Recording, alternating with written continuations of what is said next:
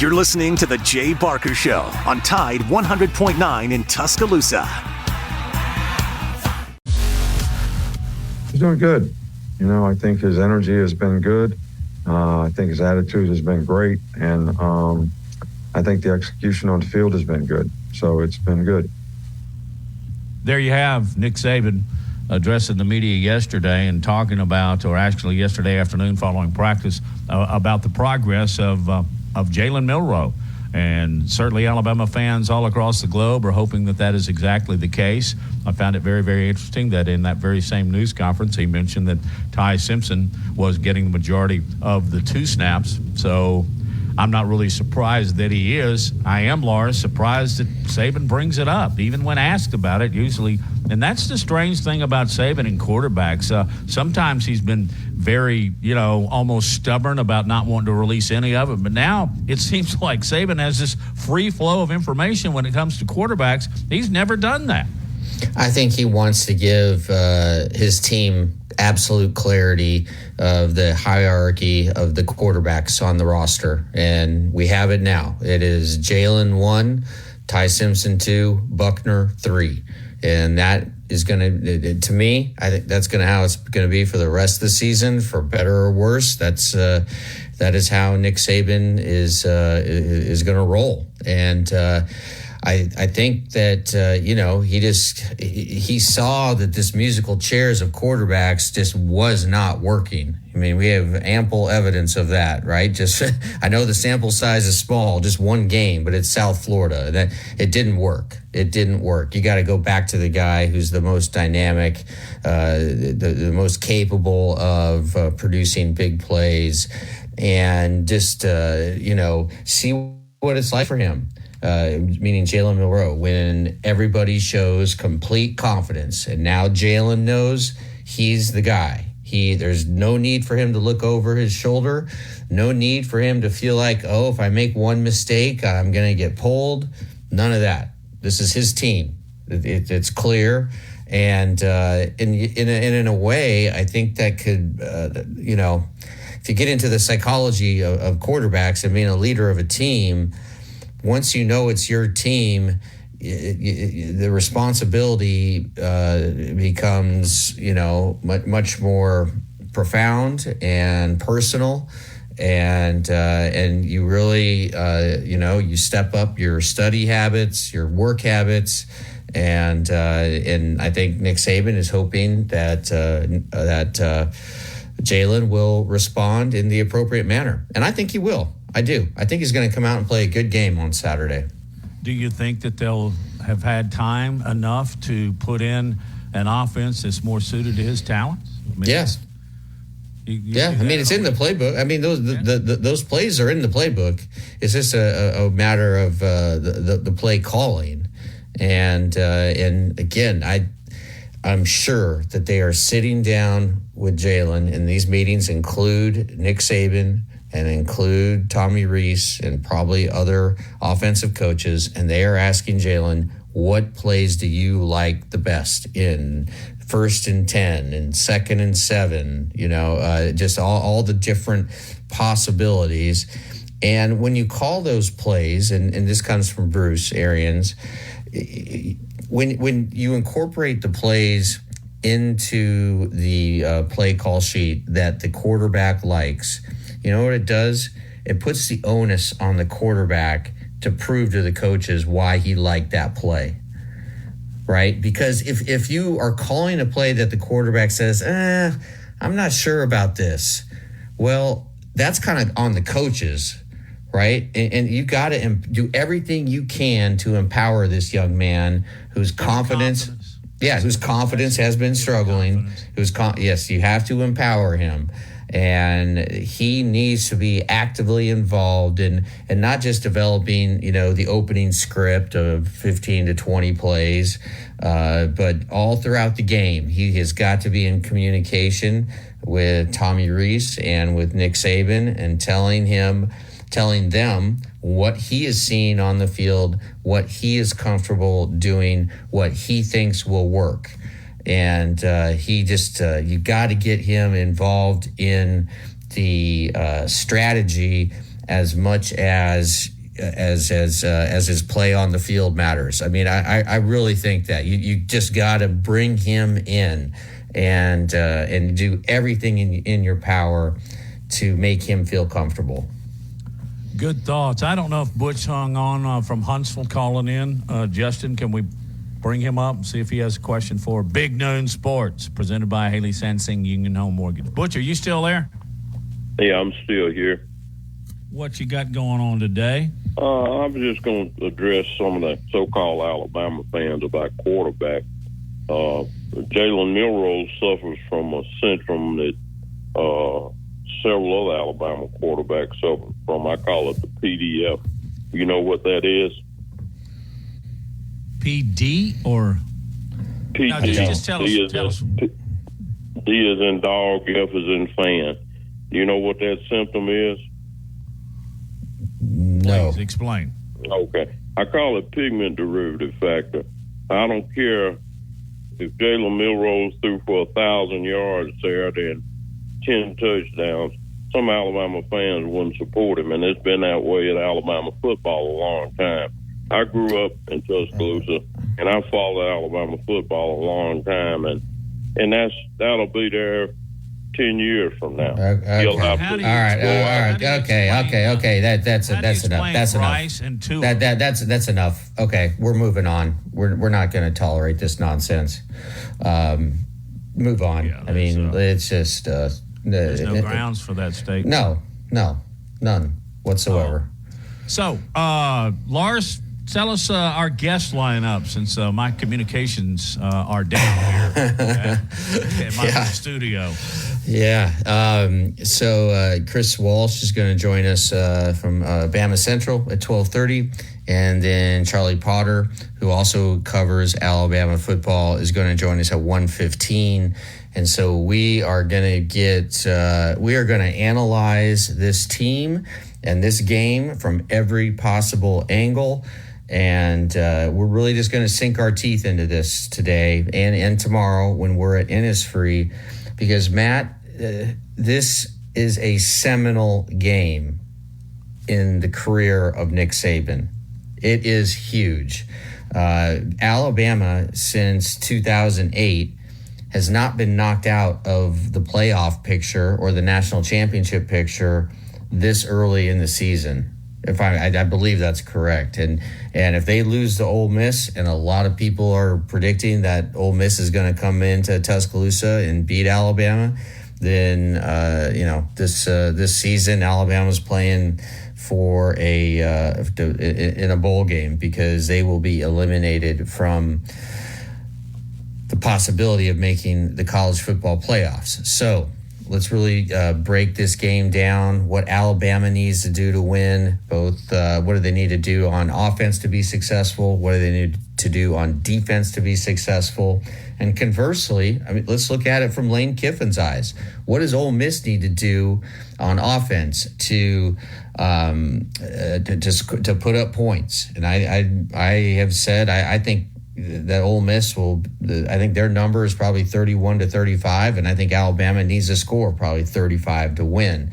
And then conversely, what does the Ole Miss defense need to do to stop Jalen Milroe and what may be a somewhat new look offense? I mean, you just alluded to it. You can't fundamentally change everything you do in 1 week, but you can change the plays that you choose to call at different times. Again, like having Jalen Milroe drop back. Having Jalen Milroe drop back and be a pocket passer when it's 2nd and 5, incomplete, 3rd and 5, incomplete. That is not who he is right now. I'm not saying he can't become that. Jalen Hurts wasn't that when he first got to Alabama. And then that caller, let's make sure that he's never allowed back on this show. And then some. But, yeah. We will talk extensively about Alabama Ole Miss, and like to talk a little bit more about the whole Saban versus Kiffin battle on and off the field. You're listening to Big Noon Sports, presented by Haley Sansing, Union Home Mortgage.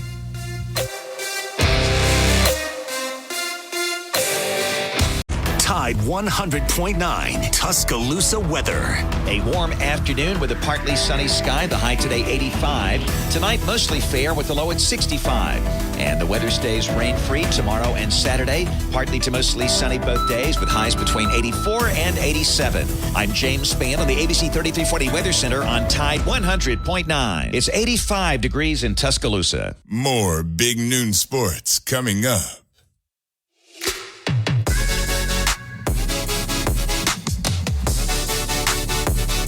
One of the many promotions that Tide's got going on right there in Tuscaloosa, Alabama on Tide 100.9 is a way to win $30,000. And this hour, the code is 656. So go to the app, put in the code 656, and who knows, maybe you're going to pick up $30,000. Joining us now from ABC 3340 is Johnny Cognan. Johnny, how are you today? Appreciate you joining us last minute and all. What you doing, man? Oh, nothing, fellas. Thanks for having me on, as always. Just drove to work and getting ready to head out to BB Comer tonight. They're playing Vincent in a Thursday night game, so get some stuff done for the Friday night show tonight, go shoot a little high school football on Thursdays, which I enjoy, and then get ready for a crazy weekend of college football. Johnny, what's your reaction to this week's announcement concerning now Ty Simpson being number 2, and on Monday when Nick just stepped out there and said Jalen Milroe's our guy? Well, the first thing I thought of is that Tyler Buchner had his Cooper Bateman moment for those Tide fans that remember 2015, back when I was a sophomore, one of the more bizarre college football games I've ever watched, where Cooper Bateman started that game and then it ended up being Jacob Coker that finished it. And everybody remembers what happened with Jacob Coker along the way. They'd go on to win a national title. But as far as the decision this week, Sunday night, Jeff Spiegel and I work on The Zone, which is on ABC 3340 on Sunday nights, and we kind of break down kind of what happened throughout the week of college football. We look ahead, and we kind of just said to each other in the office, we're like, you know what he should do? He should come out Monday morning. He should announce that Jalen Milroe is his starter moving forward, put all the controversy to bed, and move forward. And we go, oh, he'll never do that. And lo and behold, I show up Monday morning for the press conference at noon. Monday afternoon. It's Monday morning for sports guys like us. And I set up the tripod and I got the camera rolling. And what's the first thing he does, Nick Saban does, before he answers the question? He gets up there and says, hey, Jalen's played the best of the 3 quarterbacks. He's our guy moving forward. And that so rarely happens where the coach does exactly what I thought he should do. And I think it's the right decision. Now, I came on last week with you and I said, you got to go with Tyler Buchner to see what you have. I think in that short sample size, we saw a quarterback that looked ill-prepared and ill-equipped to handle the duties of being the quarterback of the Alabama Crimson Tide. And, again, I don't think he's a bad kid. I don't think he can't be a good college quarterback moving forward. But if it's going to look like that against an inferior opponent like South Florida, can you imagine what Tyler Buchner would have looked like against Ole Miss, against Mississippi State, against LSU, Tennessee? So I think I speak for much of the viewing public that watches this Alabama team, saying, I saw what I saw, I've seen enough, and it's time to live with Jalen Milroe, the good and the bad. And what are your expectations now that Jalen Milroe he's not just the starter this week, he's the starter moving forward. And it certainly appears that no need for him to look over his shoulder if he makes a bad play to see if Ty Simpson is coming in. This is his team. And I think you're exactly right. I was not expecting Saban to do this, but to announce on Monday that he was the quarterback. But drastic times call for drastic measures, and doing things the way he hasn't done in the past. And, saying that Jalen earned the right by standing on the sideline is rather interesting. Sure. But how do you think Jalen's going to perform on Saturday? Well, if I had a crystal ball, I'd know. But here's my take. The first 2 games, they had him running a semblance of the Alabama offense that we've seen under Jalen, under Tua, under Mac, and under Bryce, where first read, second read, third read, go. He's proven that the one read isn't there. He's going. So it's time to start tailoring the offense and tailoring the game plan each week to his skill set, which is more paint by number than complex reads off of tight ends breaking Y shallow routes, having X's come across the middle, all sorts of the convoluted stuff that the former Alabama quarterbacks have done. if Jalen Milroe is as dynamic running the read option as we saw at times against Middle Tennessee and Texas, let's sprinkle that in more than once a quarter. Let's start having him move off tackle, some of that veer stuff, some of that motion that you bring the running backs across, and let's start letting Jalen Milroe be Jalen Milroe and be the athlete that he is. And guys, he still throws as pretty a deep ball as I've seen an Alabama quarterback since probably Tua. I know Bryce threw the deep ball well, too. I thought Tua did it to a different extent. That Middle Tennessee game, some of those throws he had deep to Burton and Isaiah Bond and Nyblack, I mean, he can throw the deep ball. So I believe if they get him going with some of that read option, and again, everyone thinks you can freeze linebackers with the play action. You get that read option going, before you know it, a safety comes up a little too far in the box, and then all of a sudden you have one of five-star receivers going over the top. I'd love to see Ja'Cory Brooks make an impact. I know he was suspended for the first half against Middle Tennessee for who knows why, but ever since that game, all season long, he has not been the same Ja'Cory Brooks that he has the capabilities to being like we saw his freshman year and obviously at times last year. So I'd love to see a rejuvenation of the offense where some of these talented players that Alabama trots out each Saturday, they have to touch the ball. They have to get a little mojo going. And before you know it, you look up and you beat Ole Miss by 2 scores. You say, all right, here we go. And you start working back to the process of getting back to the college football playoff. Now, with both LSU and Tennessee at home this year, you ask the expectation. I still expect Alabama to compete for a playoff spot, even with the uncertainty at quarterback. Now, if both those games are on the road, I'd say let's try to compete for a New Year's Six bowl. But put it this way, Alabama has their dynasty right in front of them, or excuse me, destiny, I should say. I've been saying dynasty for the last 20 years. That's been on the tip of my tongue. They have their destiny wide in front of them. All they have to go out now is perform, and it all starts with the quarterback position, and I expect Jalen Milroe to have his best game of the year.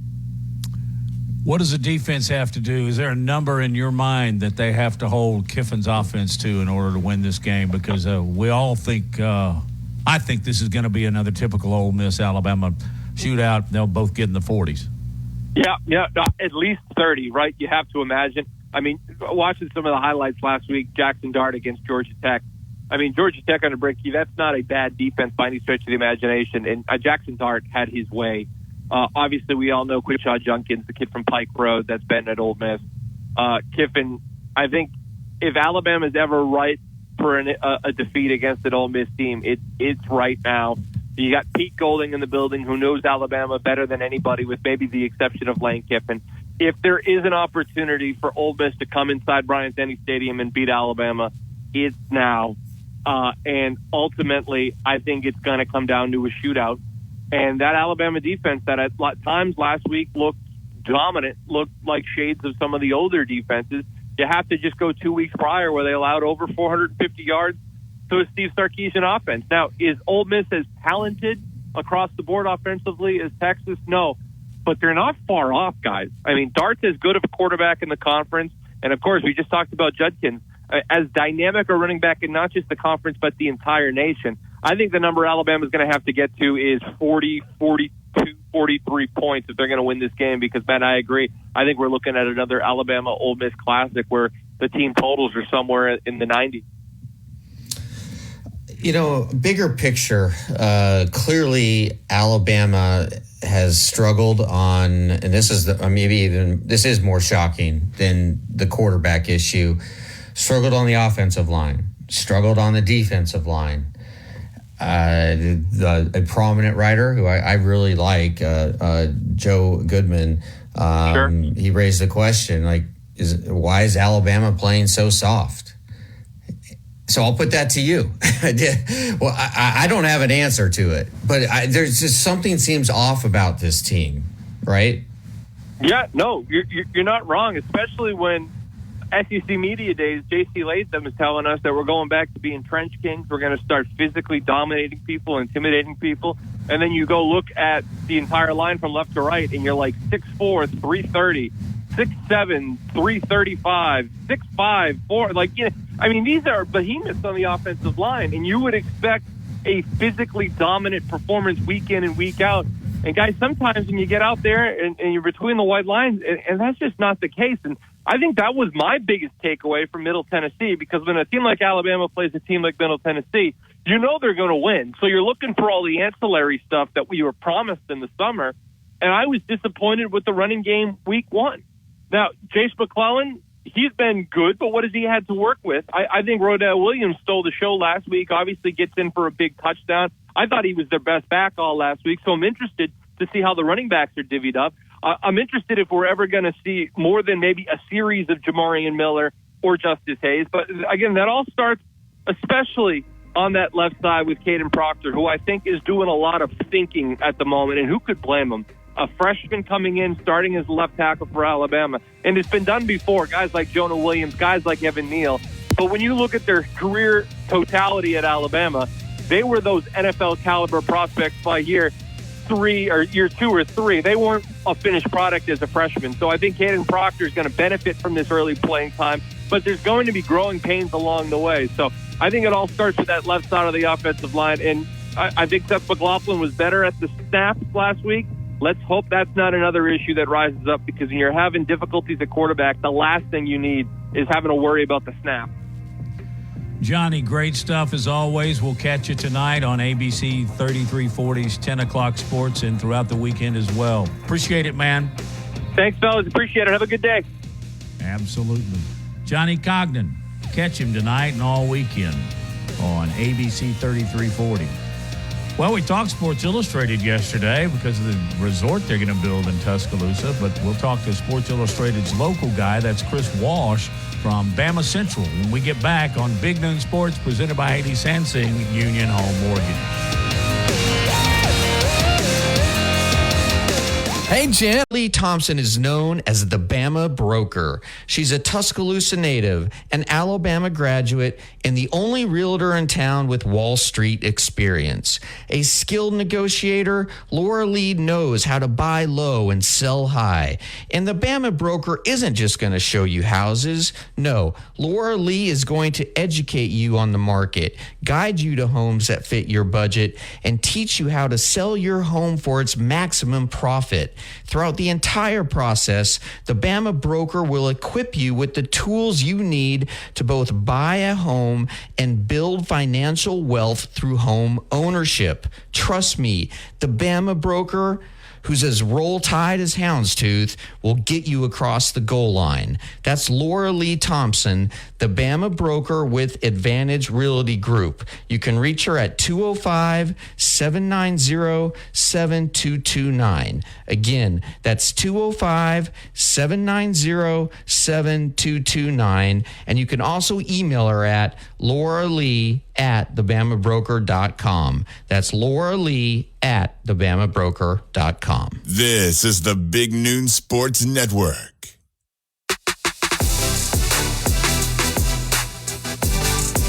With Lars Anderson, Justin Jones, and myself, Matt Coulter, and being joined now by Chris Walsh from Bama Central, your SI destination here in the state of Alabama. And anywhere you want to dial them up, they're there. Chris, it's been a while. Catch us up to date. How are you and the kids and the dog? The dog's fine. That's a great answer. What a loaded question. That is a dad struggling with having young kids. Yeah, yours are as young as Lars are, aren't they? Younger. Maybe younger. We've got the oldest one is turning 6 over the weekend, and then the youngest is turning 3 in about a month. I can't believe your oldest is turning 6, man. Oh yeah, because my daughters are 6. So yeah, you and I don't know. We did it right or wrong, but we both did it the same way, and that was we waited till late in life to have children, and there are consequences to be paid. I hope you're both just still cognizant to understand the beauty of grandchildren, but that's the furthest thing from y'all's mind now. But that's where I am. Survive in advance, day at a time. Yeah, that's so true. All right, Chris, everybody we bring on, first question we ask, how about the handling of the Alabama quarterback situation? What you think? It's definitely fair and worthwhile, I think, to kind of question how Alabama, Nick Saban handled this. the thing is, though, if you would ask me 6 months, how is this going to play out, I would have nailed it almost exactly. And I'm not saying that to make myself sound good. It's just if we go, you'll go back and you see how he had dealt with the situation previously. There were some very obvious common things that he was going to do, and that's just the way he is. I mean, Nick Saban we always talk about it, is a creature of habit. But if you had asked me 6 months ago, I would have said Milroe's going to go into the fall as the guy to beat. He's probably going to struggle some. They're going to give 2 or 3 guys a chance, and the team is going to be vulnerable at the beginning of the season, and then if it comes together, they're going to be really, really good by the end of the season. Now that's a big if, but the big monkey wrench to me isn't necessarily with the quarterback situation. It's what's happened with the offensive line. I never would have guessed that they would have struggled like this, even though there's a freshman at left tackle and you've got, a couple new guys also in the mix. That has really kind of muddied the water in my mind, because it's made it harder to get a read on, what these guys are doing and what they need to do, because, you throw in the botch snaps and all that. It's just like, you can't help but sit there and go, what the heck is going on? Because it looks so uncharacteristic for Alabama and for a Nick Saban team. Just about 25 minutes ago, Nick Saban was on the Pat McAfee show. He was asked about Jalen Milroe, and he said, quote, "He has nothing to prove. He's our guy." And what's interesting to me is that, it's usually how these quarterback battles have gone in the past. It's the quarterback has to win over the team. Mm-hmm. Well, it was interesting that Nick Saban used the word earned, that Jalen Milroe earned the right to be the starter. And he earned that right as he was on the sideline. And so there's a little disconnect there.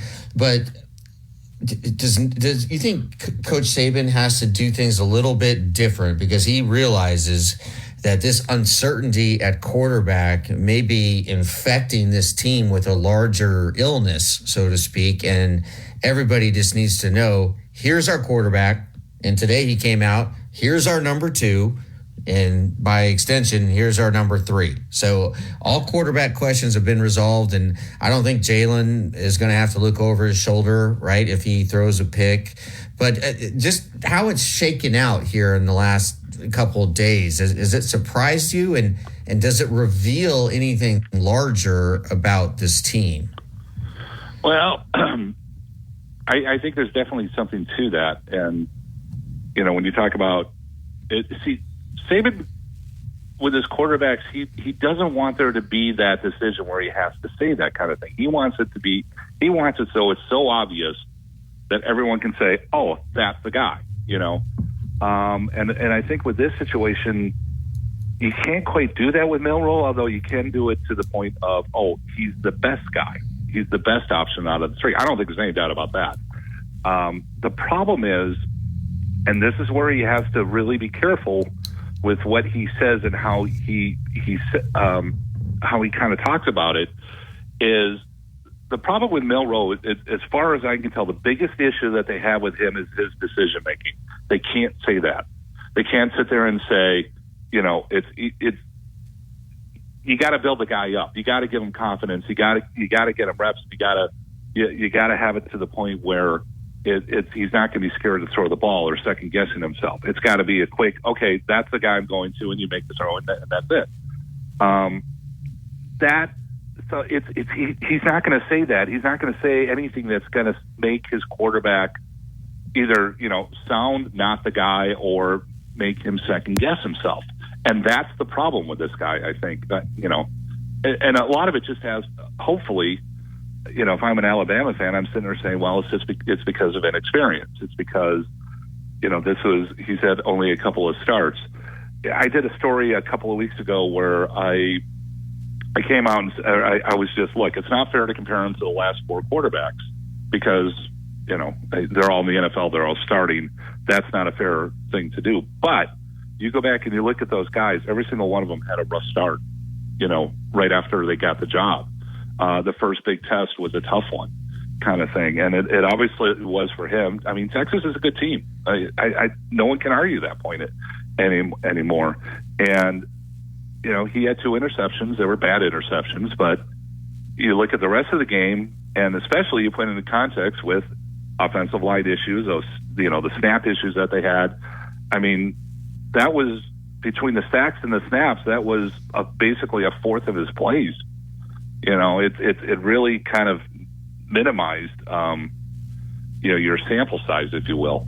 But yeah, Nick's got to be careful with what he says and what he does. And now he's got to have this team rally around this guy.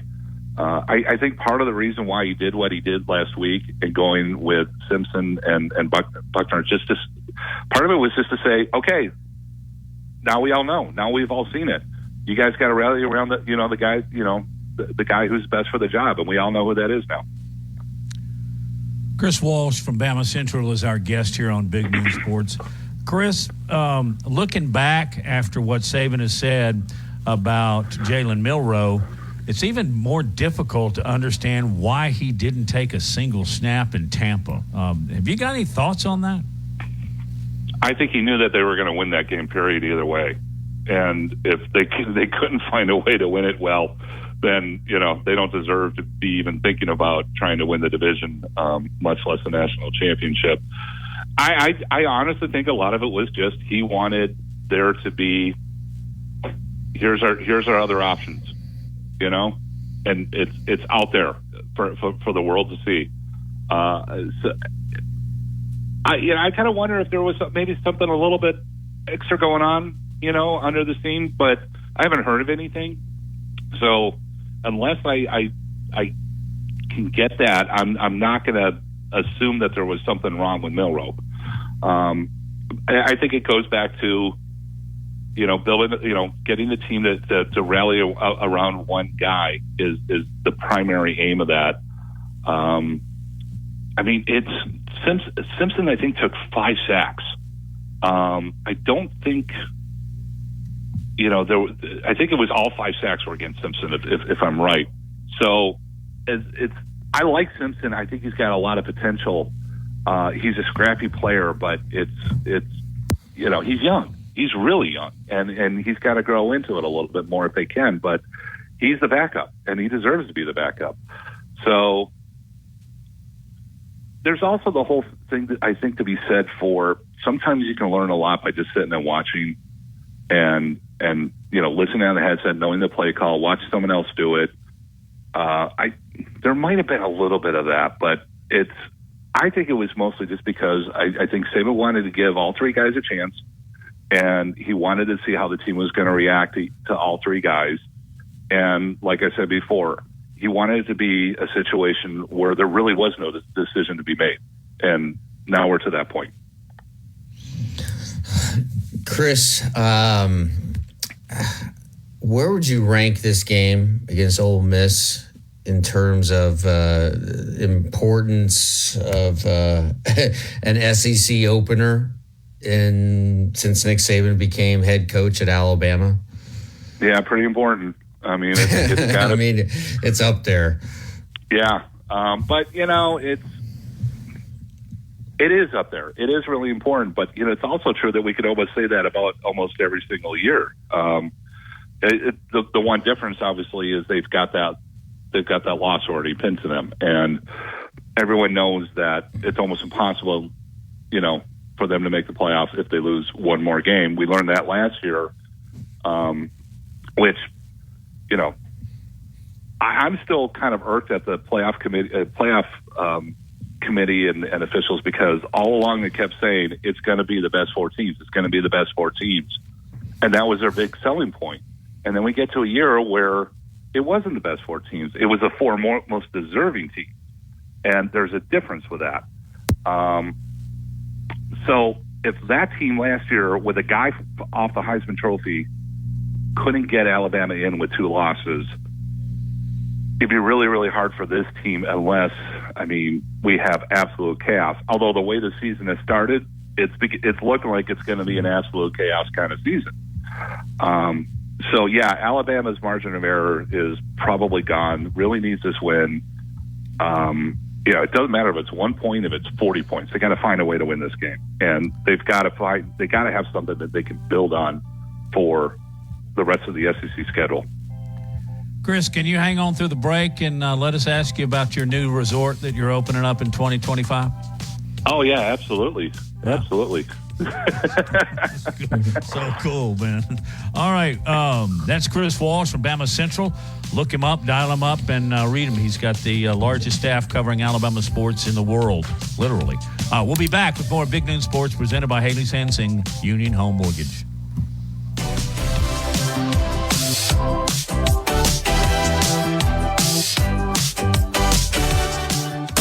The next Inside the Locker Room with Coach Wimp Sanderson and Barry Sanderson. Tune in Friday, 7:30. We'll talk to Russell Bibbin. We'll find out what's going on up in Knoxville with the Tennessee Volunteers. Also, Sonny Smith will join us at 8:15. We'll look back at Dad's Blue Plate Special and get you ready for the weekend. Inside the Locker Room, weekdays 7 to 9 a.m. on Tide 100.9 and Tide100.9.com.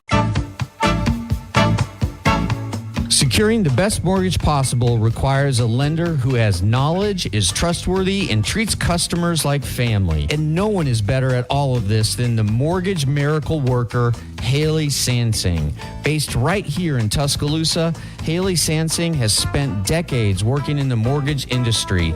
With Haley, it's personal, holding your hand from contract to close. With Haley, it's about one thing, you. Call Haley on her cell, yes, her cell, 205-792-1813. That's 205-792-1813. Let Haley help you. NLMS number 230376. Tide 100.9 Tuscaloosa weather.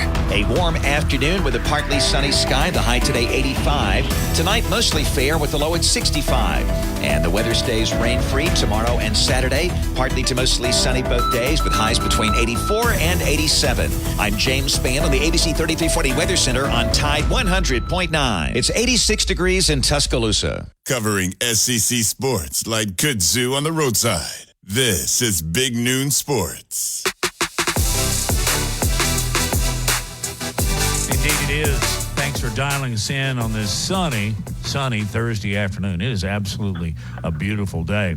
And one of the ways you're going to be able to spend these beautiful days in the near future, and I don't mean immediate because I saw the report last night on television that the complete construction of the Sports Illustrated sports resort may not be until 2025. But what I've seen so far, Chris, is pretty spectacular, and I'm assuming that you will have the presidential suite for life. Actually, I joked with my staff. I wonder if we could talk about it, calling it Bama Central. Good. Yeah, big deal. It's Let me right ask you real across quick. Did you know about this? May I ask that? Well, we posted the story probably simultaneously as the release came out, but they gave me a heads up the night before, really late, which was incredibly challenging because I'm coming off eye surgery and I wasn't supposed to be doing anything at that point, and I was like, well, I'm going to have to start typing. It took me hours just to get that thing typed up, but it was funny. I gave my staff a heads up, and they pretty much all had the same reaction I did of, what? But it's located right across the river, the Black Warrior River. It's right on the water. Great location. I mean, really great location. I mean, it's you could almost, you'll be able to hear the softball stadium. I'm pretty sure. That's how close it's going to be to campus. And if they get the basketball arena built, it's going to be just right across the way. So just to give everyone an idea of where it's going to be. and looking at what they've done with the two resorts that have opened up, or one resort's opened up, there's another one that's opening up next year in Orlando. It's going to be impressive. And, Tuscaloosa, I mean, you think of it, it's with all the renovations that they're trying to do, the things that are going on downtown, Saban's even investing money into hotels around here. I thought that the transformation of Tuscaloosa was pretty elaborate before. We get the Nick Saban Center opening up downtown. This town's not going to look like anything that we even recognize in about 5 years. Yeah, that's exciting. It's really exciting, and I can't wait. Okay, bigger picture, Chris. Okay. Something is wrong with this Alabama team, and is it assistant coaches that have left? I mean, you go from Lane Kiffin to Bill O'Brien. All these guys have been head coaches before, to Tommy Rees, and I know Tommy Rees has become kind of a punching bag, and that's not fair. But nonetheless, has finally the defection of assistant coaches hurting? Is it NIL? Is it transfer portal? Because clearly Alabama doesn't have the depth of talent that we're accustomed to seeing, and it's abundantly obvious to anyone who pays attention that look, a lot of college football is caught up with Alabama. So if you were to write a story about what in the world has happened, what would be some of the reasons that you would point to, and what maybe would be reason number one? First thing I would point to is kind of what you alluded to. It's turnover. It's because it's been, I know that's like people are like, oh, well, they lose a lot every single year. Yeah, I mean, this should tell you how hard it's been for Alabama to have the consistency it's had year in or out, challenging for national championships despite all the turnover. And it's not just coaches; it's players, and like you mentioned, the transfer portal is now in there, and it takes time to get 11 guys all on the same page and have all the jobs won and have the reserve step it in, and and it's always fluid because you've got injuries and whatnot, but there's a reason why veteran teams with lots of guys returning, and a lot of experience, always do well, for the most part. And there's always that team that you sit there and go, wow, they're so good. And then you look and you see they're full of seniors, and they've got guys who have been in the system for 3-4 years. And, they haven't lost their coordinators. They don't have NFL draft, guys going to the NFL draft left and right. It's hard. And I really, really hope when all this is all said and done, that's where people kind of learn something. Because it's so knee-jerk right now. I mean, I couldn't believe it when I heard after the Texas game. I heard people like, Saban's lost it. He obviously needs to go. It's like, are you insane? You've got the best coach in college football, and you're sitting there telling me that you've lost it. You've lost him because of one loss. Like, come on.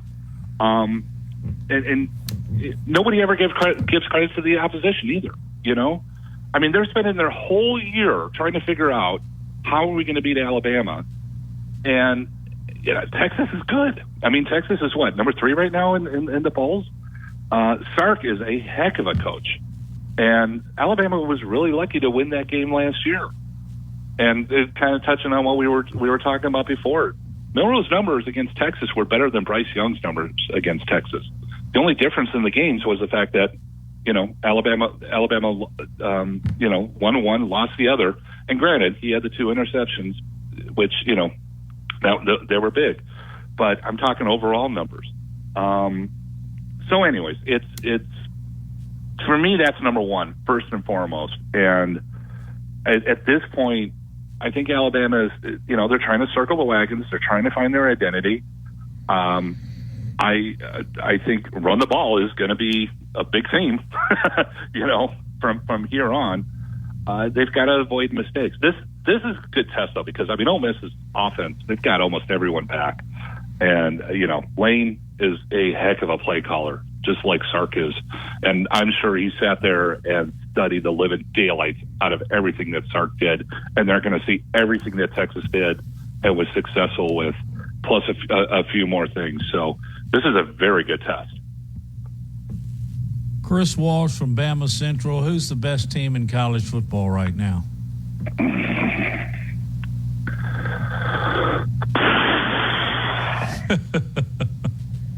Jeez. My initial reaction is we don't know. Default, I'd have to go with Georgia just because they've got the talent. They're the two-time reigning champions. If the college football playoff committee was meeting right now, I don't know if they have a number one, but they definitely have them in the top four. But yeah, they didn't exactly impress me against South Carolina. So it's to be determined. October is kind of where we always kind of get that separation and start figuring all that out. I don't think there's a best team right now. I've watched a little of Colorado. I'm not. People telling me it's like, Colorado, the next big thing. Colorado's going to lose probably 3 out of the next 4. There's a reason they're a 20.5 dog at Oregon. Oregon's going to stomp them. They might, and look, Deion is probably number one motivator in football. The guy is amazing that way, but he's been kind of doing it with smoke signals and so forth, and he's got some really good assistant coaches. Sal Sinceri's on that staff. I love Sal, and it's just I think they're about to get it. I'll just put it that way. Yeah, I do too. Hey, just real quick before we get to the top of the hour, your expectations for how Alabama's going to play. All evidence to the contrary for the last 2 weeks. I think Alabama's going to come out and play really well. It's just a gut feeling. Nick Saban, I've never seen his teams play 3 poor games in a row where there's poor effort. Your thoughts, Chris? Yeah, I think it's hopefully they're going to be a little bit more zeroed in, and I think the play calling is going to be trying to magnify that a little bit. Lane's going to go for the throat. He should. He's Lane. Of course he's going to. I think they're going to be like, we're going to shove the ball down your throat, stop us. And I think it's going to work. So, I want to see this team with an attitude. Remember that whole thing about, granted it was a leading question, but the whole murder ball thing, let's see it. Show it to us. Yeah. Love to see him just run the football like we expected going into the season, especially with this very hyped offensive line. But we'll see. I got a feeling it's going to be a shootout, Chris. You want to tell everybody what you got going on at Bama Central before we let you go? Sure. Bama Central, we're your Sports Illustrated home for resorts and all things Crimson Tide. We've got a nice little package. We talked to Scott Hunter earlier this week. That's on our site right now. We also talked to Jay Coker. We got some on him coming tomorrow. And then we're going to have full coverage from Brian Denny, like always, and busy. So, and then basketball practice starts on Monday. Oh, that's a topic we'll have to broach next week. Hopefully after Alabama gets a much-needed win over Ole Miss. Chris, thanks so much for joining us. Appreciate it. Take care of that eye, the dog, the kids, and not in that order. Okay, thanks a lot, guys. Right. Thank you, Chris. Thank you on short notice. Appreciate it. Yeah, indeed. Good guy, and got a hell of an organization going over there with Bama Central. What is Reese Davis, who's an Alabama graduate, born and raised in North Alabama? What does he think the SEC needs to do? Maybe you've seen this, maybe you haven't. We're going to talk about it on the other side of the top of the hour. It's halftime on Big Noon Sports, brought to you by Haley Sansing, Union Home Mortgage. Hey, this is Reagan, owner of R&R Cigars, the Cigar Mansion in downtown Tuscaloosa, located at 2703 6th Street across from the Home 2 Suites. Come down to R&R and see why we're the ultimate cigar and bourbon experience. With over 165 bourbons and 5 private barrels, our selection of bourbon is unmatched. We have the best cocktails around and our cigar selection is legendary. Our lounge and service are world-class. Come and experience the luxury of the mansion and see why it's a world-renowned cigar and spirits destination. It's the Tide 100.9 30K Workday Payday. Woo! Win cash every weekday 8 to 5. Here's this hour's cash code. 489. Again, that's 489. The code is 489. Enter that code now on the Tide 100.9 app. Click on the 30K Payday button and enter the code for a chance to win $30,000. The best sports talk in Alabama. This is Big Noon Sports. Presented by Haley Sansing, and you got the guys here on a Thursday afternoon. It's Matt and Lars. Justin is our producer. We get so consumed, and obviously so, because we're based out of Tuscaloosa. We talk a lot about Alabama football. But moving away for just a segment or two, because we've got Charlie Potter, who's a beat writer at Alabama and a former student, and then also we got Reagan Spick coming up this hour as well. But I saw an article today. Reese Davis says that as far as the SEC is concerned, they need to focus on expansion. And I kind of think this too. Lars, what are your thoughts about that? Yeah, I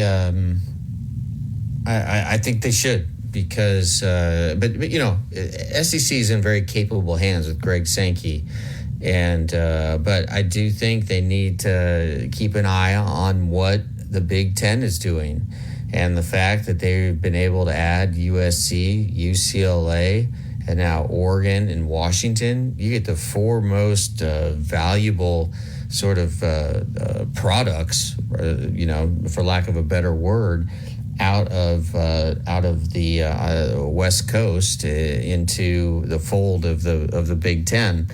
And so, how is that going to impact the SEC? I was somewhat surprised in the offseason that there wasn't a counter move to the Oregon-Washington edition by the SEC. I mean, I was thinking Florida State, maybe Clemson. I don't know.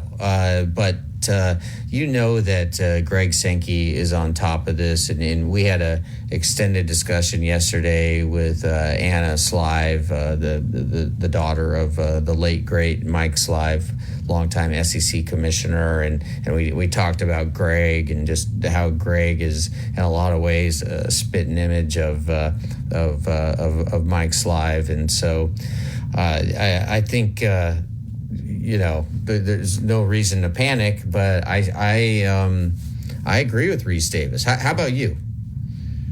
Yeah, and you know, Sankey's been very, very careful about how he worded his responses to the questions, because at the time he was asked a couple of months ago, you know, that's when we were in this chaos, and we're still involved in the chaos as far as the other conferences are concerned. But I think his statement was to make it very, very clear what you just said.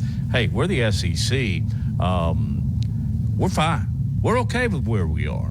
But I think moving forward, as we do to, I think, 3 major conferences, I guess behind the scenes, Lars, we don't know what's going on. And I'll give you a perfect example. Oklahoma, Texas. Nobody knew that was coming. So yeah. The SEC's got to be working behind the scenes. And I think personally and professionally that 2 of the teams they're probably looking at, calling, making overtures, would be playing this week, and that's Florida State and Clemson, leading to the discussion on that game. But there are others. I like the sound of North Carolina. If they're going to continue to grow and maybe get to 20, I like the idea of Florida State and Clemson, but that would totally decimate the ACC, who is really, you know, they're fighting hard to keep their deal alive. Yeah, and I don't see I can't believe I'm saying this. I just don't see the ACC surviving.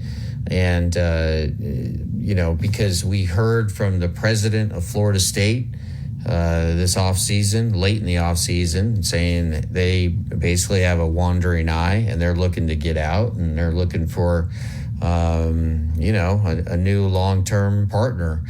And I at that point, I thought, man, what if the Big Ten goes in and goes after Florida State? So in the Big 12, it looks pretty strong moving forward. Certainly the Big Ten. The Big Ten's not going anywhere. The SEC's not going anywhere. I think it'll be down to 3, or maybe it'll stick at 4, and then there's a big time consensus of how to restructure not college sports, but just college football, right? And make it a mirror of sort of the NFL. With you have 2 conferences, and within the conferences you have 3 to 4 divisions.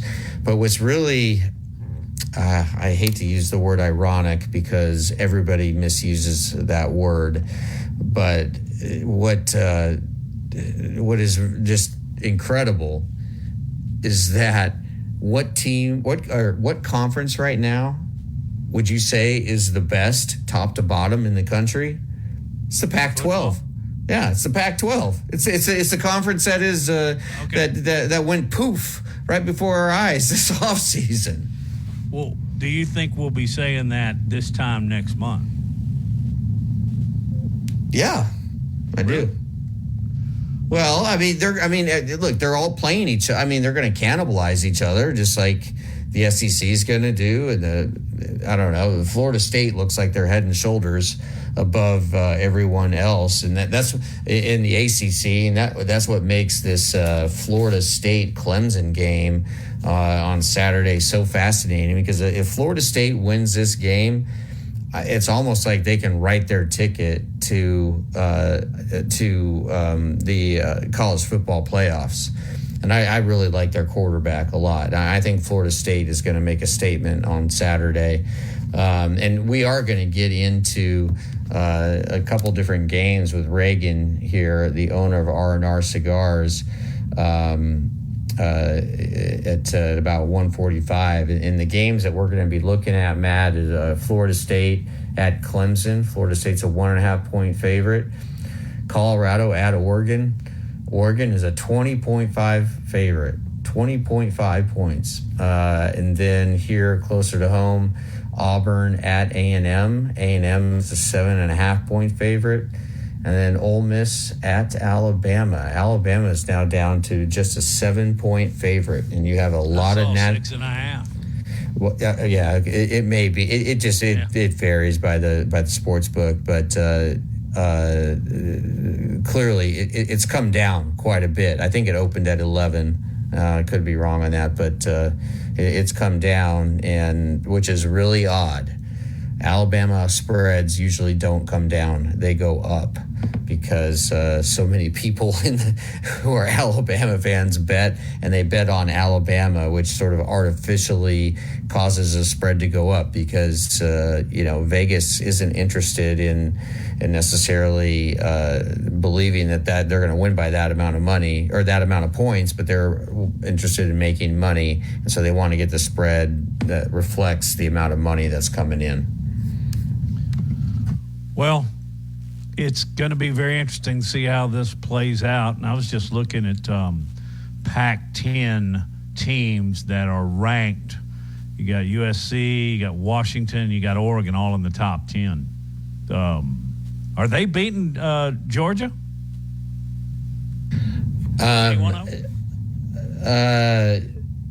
Maybe. I don't know. What does Georgia show to you? Georgia was down 14-3 at home against South Carolina. I don't know, but I what I'm saying is top to bottom. Yeah, I think from Georgia down, and then who's the second best team in the SEC? Who's the second best team in the SEC right now? I guess I'd probably lean towards LSU. Who's the third? Who's the third best team? Would I be crazy if I said Alabama? Yeah. How about you? I don't even know. Hey, I'm going to go. How about Auburn? I don't know. Okay. I have no idea. No, I don't. No, Matt. Just because I don't know what we're going to get out of Alabama. I think they're going to play well on Saturday, but it goes back to what we've been talking about this entire week. There is more uncertainty about how Alabama's going to perform in this game than any game I can recall since 2007. Nick Saban's first year. I have no idea. Alabama dropped 3 by winning a game 17-3 on the road. That's what the Associated Press thinks about them. Of course, the coaches didn't drop them, but they dropped them 2 slots. But they were a 33-point favorite. Yeah. And they won of course they're going to drop. Yeah. I mean, they looked awful, too. So they didn't pass the eye test. I mean, don't you think Alabama deserved to drop? Oh, yeah. My comment is that's what everybody else is thinking, too, that Alabama's not the Alabama of old. But, I'm a half glass full guy, and I think they're going to come out and play very well against Ole Miss. I do, too. I don't think this game's going to be decided till perhaps even the final whistle. Alabama's going to have to outscore Ole Miss, and that's going to require, I think, a couple of really spectacular plays defensively. Pick, forced fumble, something like that. And it's essential to win the special teams game, which, except for a fumble, a muff. Kool-Aid. Need Kool-Aid. Great. Yeah, need Kool-Aid to come up big in punt return game. That'd be great. They're going to need it on all 3 fronts. Hey, when we get back, Charlie Potter from Bama Online on 3 Sports is going to join us right here on Big Noon Sports.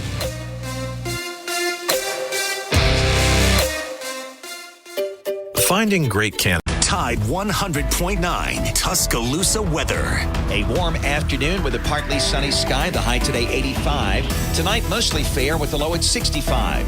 And the weather stays rain-free tomorrow and Saturday. Partly to mostly sunny both days with highs between 84 and 87. I'm James Spann on the ABC 3340 Weather Center on Tide 100.9. It's 86 degrees in Tuscaloosa. From T-Town to the Plains, this is Alabama's most in-depth analysis on the SEC.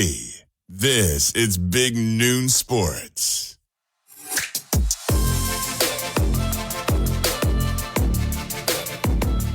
Presented by Haley Sansing. That's us. It's Big Noon Sports. I'm Matt Coulter, along with Lars Anderson and Justin Jones. Joining us now is Charlie Potter, who has been covering Alabama football and men's basketball since 2013. He's now a senior team writer for Bama Online and On 3 Sports. Charlie, how you doing today, my friend? I'm doing well, man. Thanks for having me. So, first question, how has it been this year covering Alabama football as opposed to other years? And I know every season is unique, but this seems, off the charts since you started covering them, right, in the sort of the middle of the great years. And what has it been like this year for you and just your interactions with fans and just the general feeling around the team? Yeah, I mean, the fans and the general feeling right now is not too positive, especially with someone that works at a site with a message board. They've been at full force, I guess, the last 2 weeks, after the loss to Texas and then a poor showing at South Florida. But I think from a coverage standpoint, it hasn't been too different. I mean, there's a lot of similarities from this season to the 2015 season with, the quarterback change, that early season loss, that one being to Ole Miss, which is not something you want to hear this week. But, you compare it to Texas, and, that team turned out to be a pretty good one. So I think for Alabama, though, there's still a lot of question marks at this point in the season, whether it's a quarterback on the offensive line, the offense in general, just the identity of this team is still taking shape. And, this week's a big week for them to respond. It's going to be interesting to see, how they look and what they do. But it's not too different. I mean, I guess this early in the season to have such kind of poisonous takes from fans is a little different. But the success that Alabama's had over the course of my tenure covered the team, and since Nick Saban got to town, the expectations are sky high. And so whenever those aren't met or whenever there are poor performances, you're going to get some of the reactions like we have. Hey, Charlie, talk positive. What's good about Alabama right now? I think there's actually a lot. I know a lot of people point to this past week and say it's one of the worst performances they've seen, and I think offensively you can definitely make a claim for that. But I thought the defense played well, only giving up 3 points, and that was on a short field from the special teams mistake. So I think the pressure needs to be a little bit more consistent. They need to get home on the quarterback more, because I think they could have had maybe even double the amount of sacks they had in the game at USF. Probably not that many because the drives would have stalled for the Bulls, but they were able to allow Byron Brown to escape the pocket a little bit. But I think the defense has played well. At least they played better this past week from a front seven to secondary standpoint. And I think the specialists have been all SEC, maybe even at an All-American level. We know what Will Riker brings to the table, but James Burnham's had a hell of a start to the season. He's averaging, I think, over 46 yards a punt. And we've seen him bomb a few of them. And to have that in a year where your offense is struggling, that's key. Field position's key. And so I think for him to be playing well in year 3 in the program is coming at a good time. So I think just if the offense can get things rolling, if they can simplify things, if the offensive line can be what they talked about being, if they can be cleaner in pass protection, and then you get more consistent play from the quarterback position, I think this team can be really good. It's just right now the bright spots have been, at least this past week, the defense, and then for really all 3 games, the specialists. Charlie, just in looking at how Nick Saban has managed the quarterback situation, one, were you surprised that Jalen was benched and surprised that he didn't play at all last week? And were you surprised at the performance of the 2 backups, Simpson and Buckner? And then finally, were you surprised that Nick came out and said on Monday that Jalen is the starter from now on going forward? I think my level of surprise kind of goes in order of how it played out. I think that Jalen not playing in the game, given everything that's been said, and now that we've learned from this past week and the game itself, makes some sense. And that's a game Alabama, Nick Saban's not going to say this. It's not what he preaches. It's not what he said since he got here. That's a game Alabama was expected to win and win handily. So to give an opportunity to the other guys, it makes some sense. Now, was I surprised that Tyler Buckner played so poorly? Yeah, a little bit. They brought him in for a reason. Obviously, it was late in the season, or late in the off season at least.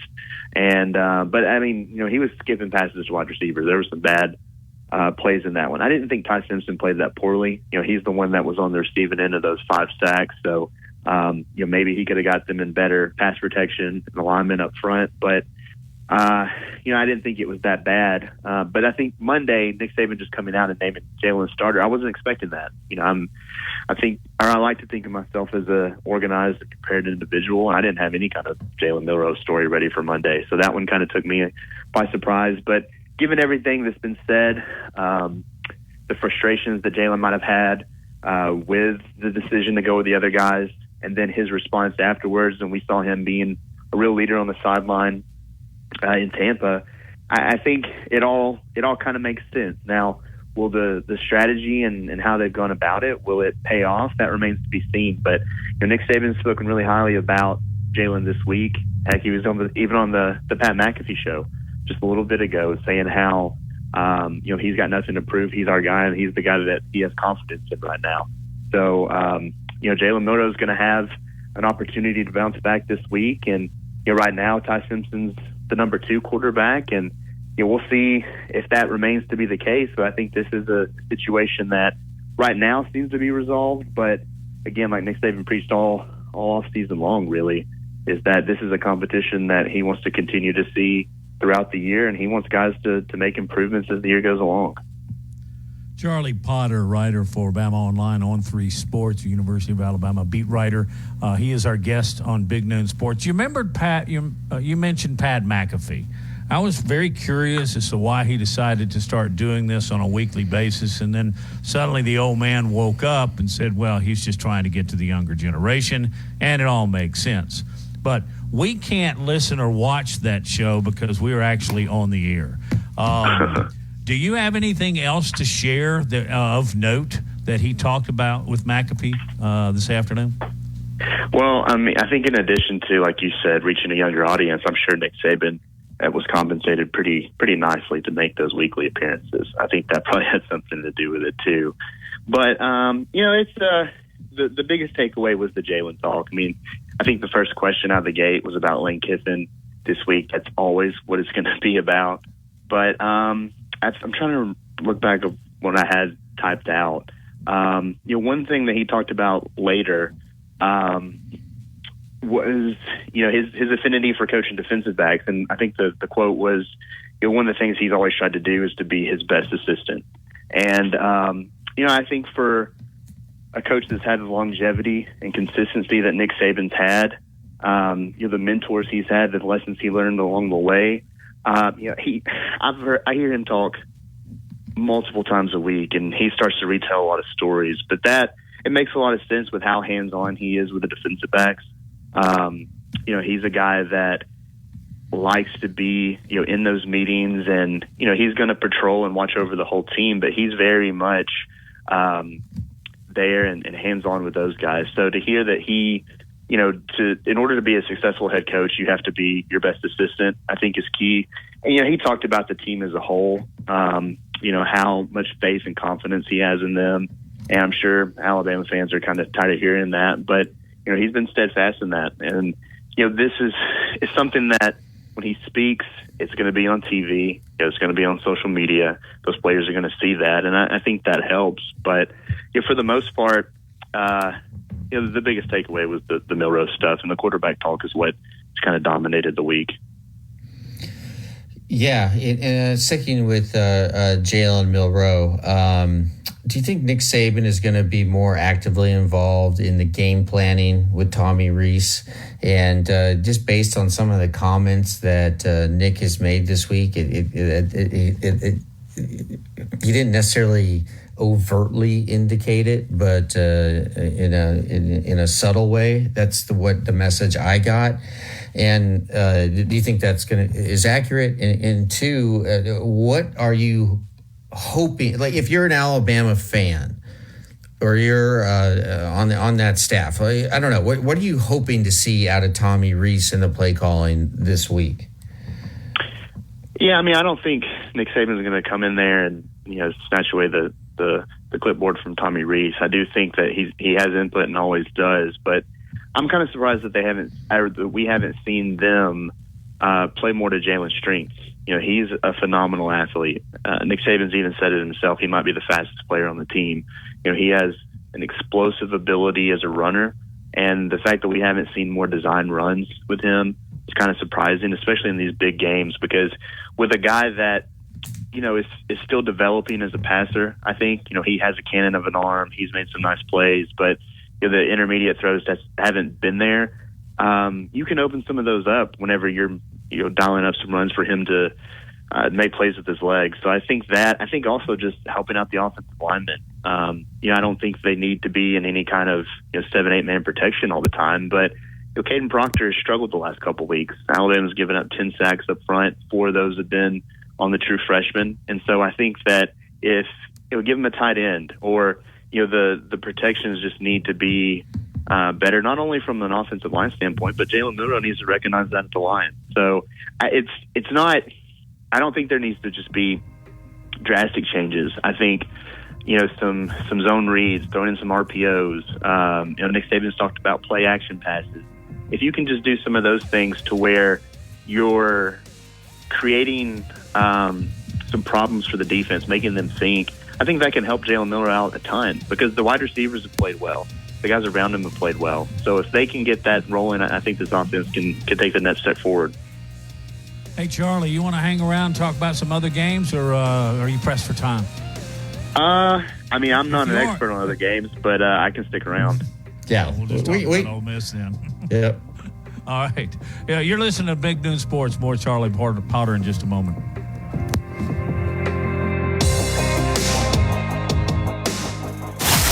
Built to win. Touchdown, Alabama! Built for championships. Throws intercepted Alabama. Built by Bama. Alabama is still Alabama. The Crimson Tide play here. Join us Saturday as the Crimson Tide kick off SEC play against Ole Miss. Our coverage begins at 11:30 on your home for Alabama football. Brought to you by Birmingham Racecourse. BirminghamRacecourse.com. You can be a winner, too. From our home, from T-Town to the Plains, this is Alabama's most in-depth analysis on the SEC. This is Big Noon Sports.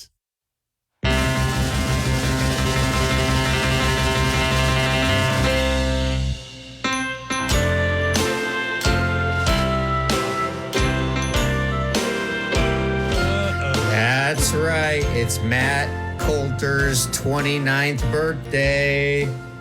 Going strong, baby. I can still tee it up. I'm not bringing it at 99 anymore, but you're also, hey man, you're in golf. You're hitting from the tips. You're as sharp as ever. May we all have as much fun in our lives as you have in yours. Oh, you've packed a lot of great experiences into your years, my friend. So happy birthday, truly. Thank you very much. God has blessed me more than any man ever deserved, but I really like it. Got a great family, got great friends. You guys are included certainly in that, and I appreciate that.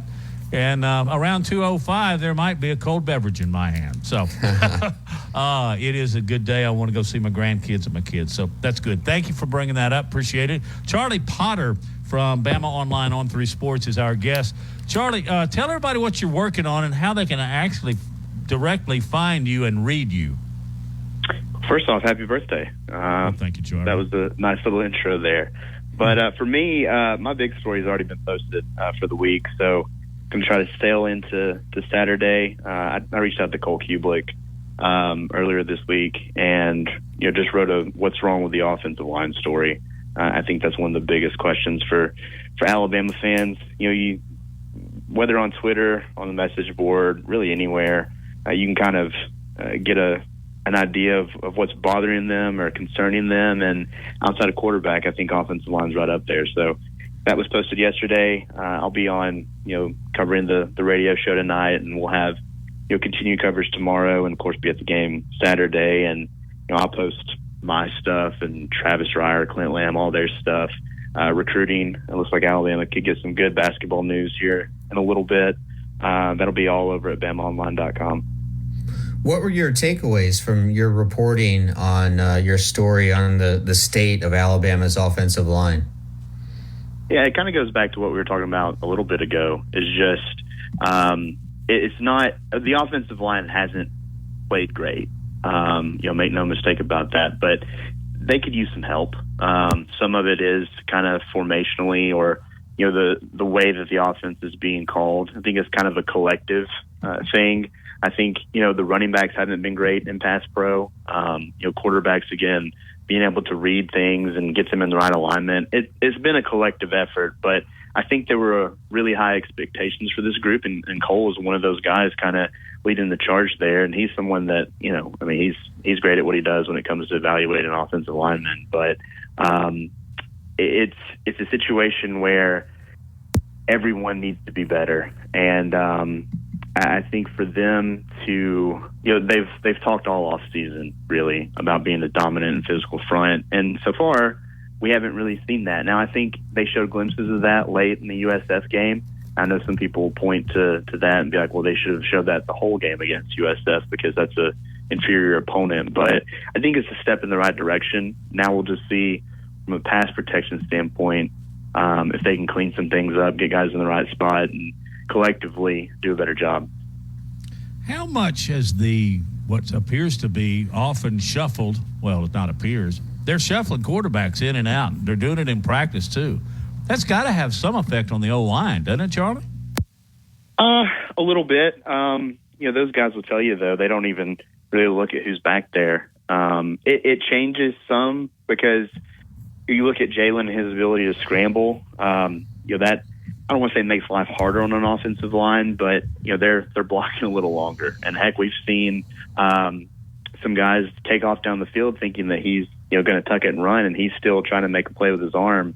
And Alabama's had some touchdowns wiped away because of penalties. So I think that's probably the biggest difference is just the length that you have to block because of Milroe's ability to extend plays with his legs.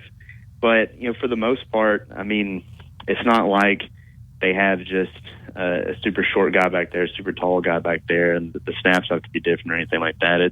It's pretty much status quo with whoever at quarterback. Charlie, once the game kicks off on Saturday in Tuscaloosa, just early on, what are you going to be looking for just keys to whether or not Alabama can win this game? Areas where the coaches are hoping to see improvement. Just a few things that your eyes are going to be trained on.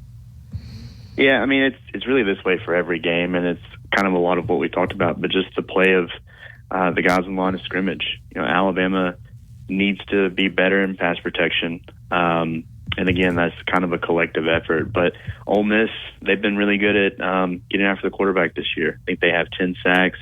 They have over 6 tackles per loss per game. So they're creating havoc. And you got to think a guy like Pete Golding is kind of really eager for this matchup and would love to come out of Tuscaloosa with a win. But I think if the offensive line can continue to kind of take that positive trajectory that we saw at the end of the USF game and carry it over this week, that'll be big. And then on the other side, we saw a better performance from the defensive front this past game. They were able to get 5 sacks, but again, they were able to allow Brown to get free on some of those. And I think it'll help with probably having Big Jaheim Otis back in this game. That's kind of still a game time decision, so we'll see what happens. But I think that if they can get home with some of those sacks, that'll be huge because Jackson Dart's a guy that can extend plays. I think he's actually either 5th or 6th in the SEC in terms of rushing yards per game. So they've been using his legs quite a bit. And if you don't get him on the ground, that can extend drives and make you pay later on down the road. So just the play of the line of scrimmage, man. The trenches are so important. And I think that if they can play sound football in those areas, then that'll lead to a lot of potential success for this team on Saturday. Charlie, you mentioned Otis. Are there other injuries of note? And what's happened to Justice Haynes? Yeah, the other big one's Tyler Booker, the left guard. He didn't play this past week. He actually suited up, went through warm-ups with the ones, was even a team captain for the game down in Tampa, but then he was dealing with back spasms and didn't play. He gave an update earlier this week that he's feeling better. Nick Saban yesterday, I asked him about both of those guys, Otis and Booker, and he said that they're able to practice, but it was still day-to-day. It'll probably come down to a game-time decision for both. That's typical Saban talk there. No surprise where that's concerned. The other ones, Kendrick Law didn't make the trip to Tampa. He was dealing with a sickness, but he's been back at practice. I expect him to be back in the lineup, and he's a guy that can kind of bring that physicality to the wide receiver core. And, as a blocker, talking about a collective effort, I think he can help for sure. And then Justice Haynes, Alabama all offseason has really talked about that being a strength, that position being a strength. And so far, we've really just seen Jace McClellan and Roydell Williams. And Nick Saban last night talked about how he hopes to get more of those guys involved and thinks those guys can make, those guys being Justice Haynes and Jam Miller, a significant contribution down the road. So it might not happen Saturday, but it sounds like it's a matter of when, not if, they get more of those running backs involved in the run game. Charlie, great stuff. Everybody following Bama online. Appreciate it. We'll talk again very soon. Yeah, no problem, guys. Thanks for having me. Thank you, Charlie. Excellent analysis. Yep. Well, he had good instruction. All right. And if you're just dialing us in, Charlie Potter is a former student. I can't believe it's been over a decade that Charlie was in my classroom. Man, time flies. Of all days, you're going to tell me that? Happy birthday, Matt Coulter. That's not what I was fishing for, but I'm fine, man. I'm good. I'm blessed, man. Hey, let's bring Reagan on. Let's call. Let's do the picks for this upcoming week. That is next on Big Noon Sports. Weekday mornings at 6 a.m. The Martin Houston Show. Join us tomorrow as we will take our score predictions, and the tiebreaker will be Milrose passing yards. We'll also look at players of the game, and we'll take a jaunt around the SEC on a free-for-all Friday. Catch the Martin Houston Show from 6 to 7 weekday mornings on Tide 100.9. Tide 100.9 Tuscaloosa weather. A warm afternoon with a partly sunny sky. The high today 85. Tonight mostly fair with the low at 65. And the weather stays rain-free tomorrow and Saturday. Partly to mostly sunny both days with highs between 84 and 87. I'm James Spann on the ABC 3340 Weather Center on Tide 100.9. It's 86 degrees in Tuscaloosa. More Big Noon Sports coming up.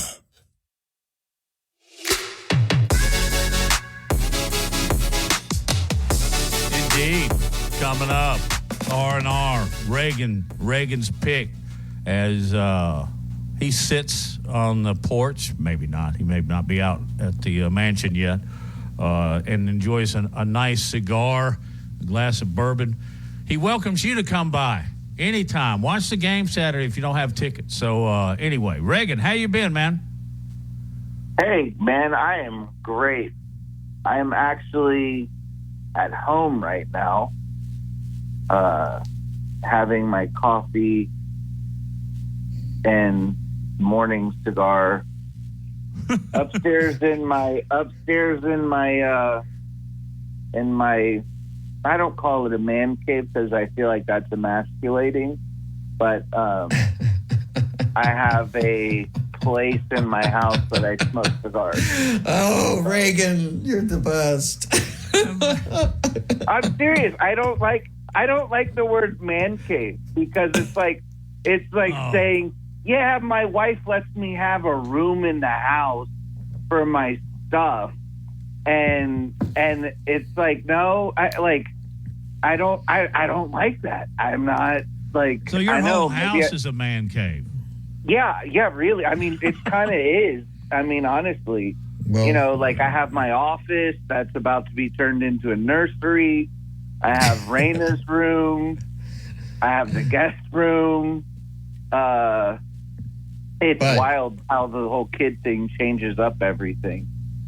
But you got the mansion there. That's it's not really a man cave. It's a man mansion. Yeah, it's a man mansion. Yeah, well done. Yeah. Okay, last week. Yours truly went 4-0. Reagan, you went 3-1. Matt, you went 2-2 against the spread. So for the year, Lars is in the lead at 8-4. Reagan is at 7-5. Matt is at 6-6. So I mean, overall, we're doing pretty. And if we didn't have to pick Alabama every week on the show, it would be a lot better. That is so true. I haven't thought about that. That's great. Yeah, and okay, so here we go. Florida State at Clemson. Florida State is a 1.5-point favorite. Reagan, your thoughts? Oh, Florida State, go Noles. I know Clemson hasn't lost a home game in I don't know how. It was a lot. I saw a thing earlier today. It's a long streak. I don't care that Florida State didn't look good versus Boston College.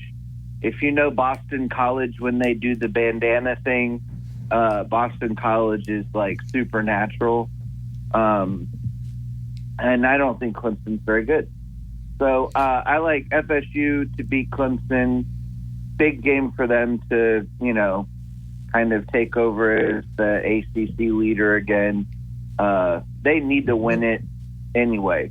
What do you think is going on with the Clemson program under Dabo Swinney? Honestly, I think Dabo is dealing with the things that Nick has proven to be so successful at, and that's losing your coordinators. He's lost 2 offensive coordinators. He's lost his defensive coordinator.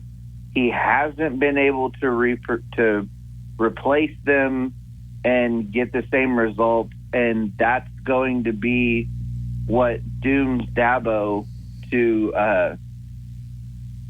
because you look at Nick Saban, he's had to replace 7 offensive coordinators and 4 defensive coordinators since he's been here,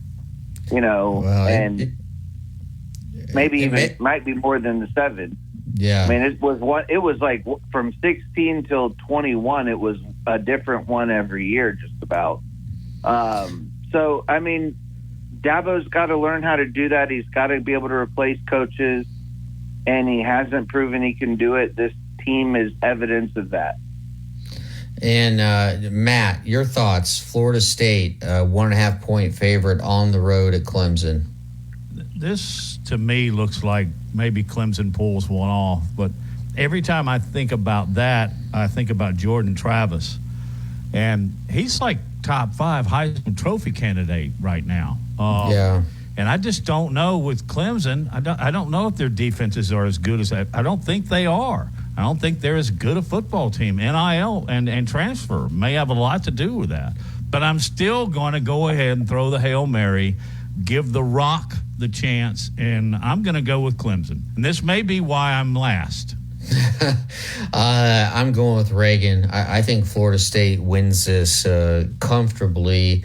And what a job Coach Norvell has done in reshaping the roster at Florida State by utilizing the transfer portal.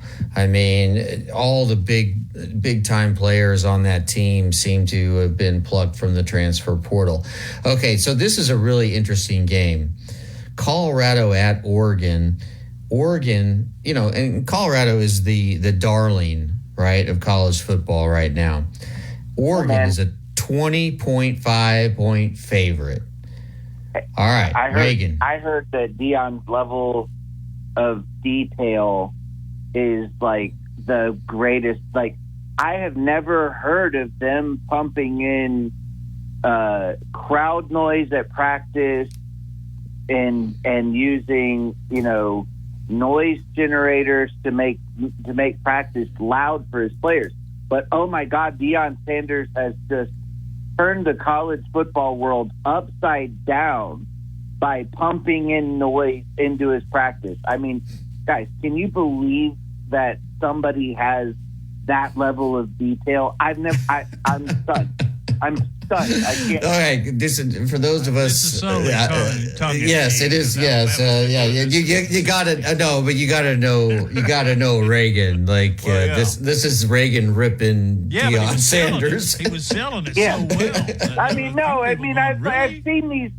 I've seen these posts about Deion with his level of preparation, and he's a 20.5 point dog.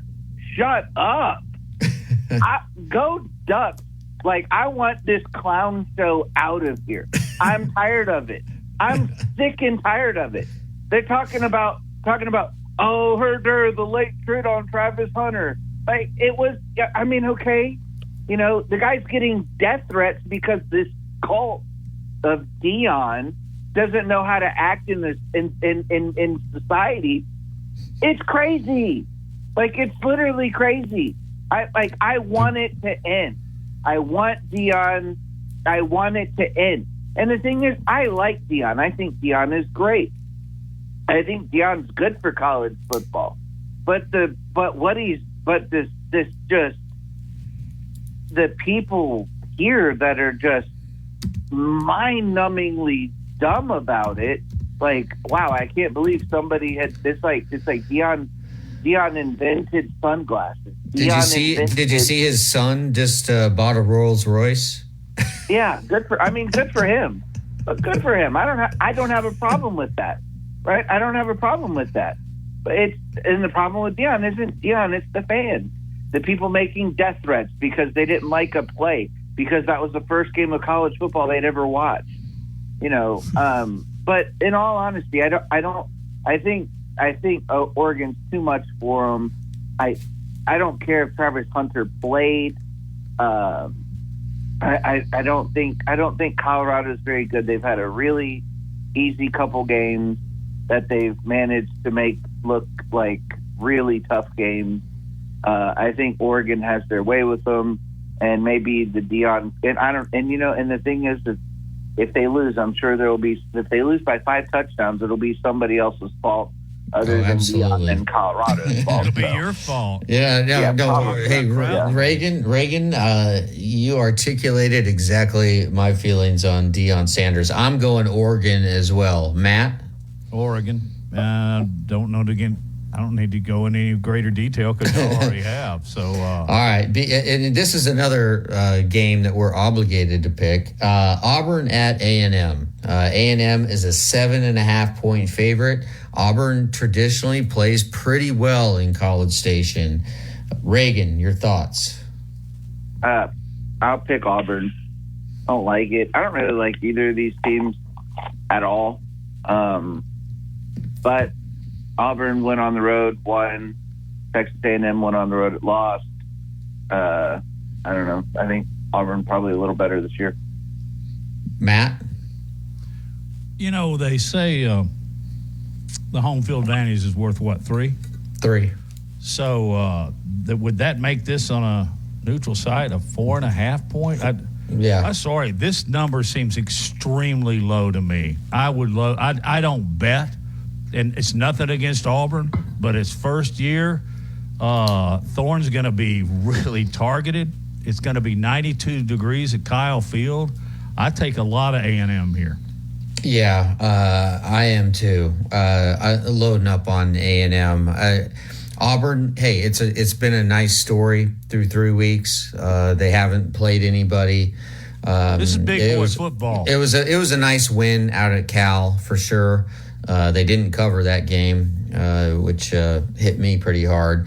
But, I like A&M. I think A&M is going to win handily.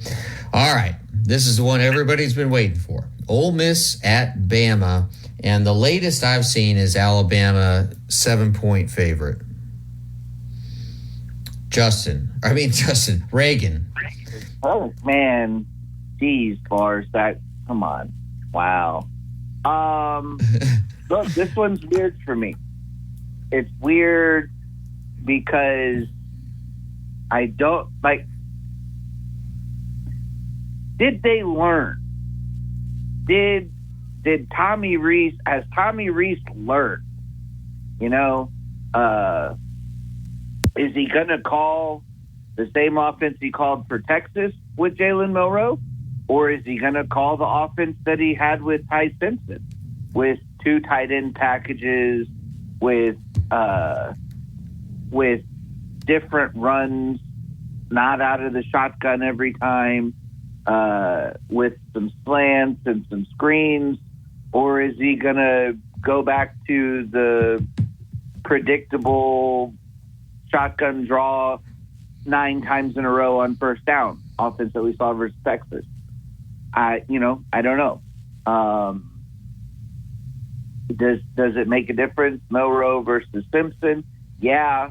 Do I want Dylan Lonergan to be the starting quarterback 1,000,000 times? Yes. Will they get him off of the third team and the scout team? Probably not. There's a lot of questions that I have. Is somebody going to step up at wide receiver? Are we going to be able to block this week? I don't know. It's a lot of questions, and it's a 7-point line. But look, we're not on the Ole Miss show. We're on the Big Noon Sports Show in Tuscaloosa in Alabama. So what am I going to do? I'm going to pick Alabama -7 because that's what we do. I don't care. You know what? I'm going to go 2-0 on the other game. So I'm going to take Alabama. You can have the 7 points. Roll Tide, and nobody's going to accuse me of not picking our guys. So there you have it. We would all have 2 more wins had Alabama covered. That was a great point that Reagan made. Yes. I'm going with the Tide. I'm hoping they break it out.